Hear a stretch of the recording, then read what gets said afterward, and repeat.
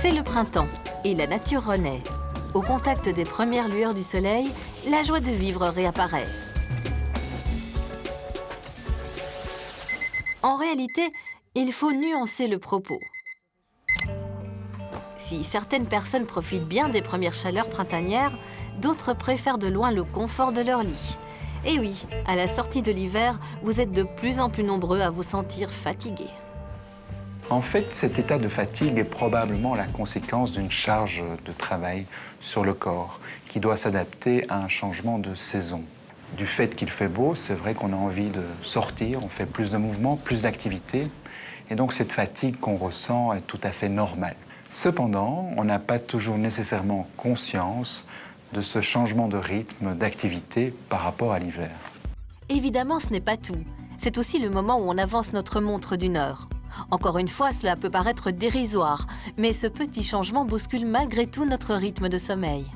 C'est plutôt agréable de bénéficier d'une heure de clarté supplémentaire, mais le corps doit s'adapter à un rythme différent. Chez certaines personnes, qui probablement s'adaptent de façon moins naturelle, on constate parfois cet état de fatigue qui peut s'accumuler et s'accompagner d'autres symptômes, comme des maux de tête par exemple, ou des troubles du sommeil. Alors, pourquoi certaines personnes ne pensent qu'à dormir, tandis que d'autres regorgent de vitalité? Pourquoi certains d'entre nous se sentent plus fragiles quand d'autres débordent d'énergie? En hiver, il fait globalement plus froid. Notre corps a donc le temps de s'adapter à cette température qui est plus ou moins constante. Par contre, au printemps, les changements de température sont beaucoup plus fréquents. Quand il fait plus chaud, les vaisseaux cutanés ont tendance à se dilater.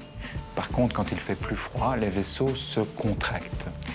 Donc, cette adaptation supplémentaire et parfois très rapide peut entraîner chez certaines personnes un état de fatigue majoré, avec parfois des vertiges. De plus, les variations fréquentes de température mais aussi de lumière peuvent provoquer également des dérèglements hormonaux, eux aussi générateurs de fatigue. Principalement, deux hormones sont impliquées dans cette fatigue. La sérotonine, communément appelée l'hormone du bonheur, et la mélatonine, qui est l'hormone du sommeil. Pendant la saison d'hiver, notre corps s'est adapté aux journées plus courtes et sombres en régulant le taux de ces deux hormones. En hiver, il y a moins de sérotonine et plus de mélatonine. Lorsque les beaux jours réapparaissent, les rayons du soleil atteignent plus généreusement la rétine de l'œil.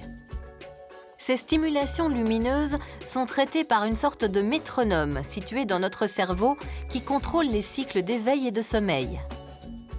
En recevant plus de lumière, il modifie le cycle en rééquilibrant progressivement le taux d'hormones. Moins de mélatonine et plus de sérotonine. Selon certaines recherches, ces fluctuations pourraient également favoriser un état de fatigue. Mais pour l'instant, ces mécanismes hormonaux n'ont pu être prouvés que chez les animaux. Certains médecins contestent la théorie chez l'homme moderne, car le confort de vie auquel il s'est habitué, comme l'éclairage artificiel et le chauffage, fausserait considérablement la donne. Quoi qu'il en soit, que pouvons-nous faire si la fatigue printanière se présente? Eh bien, la solution est plutôt simple.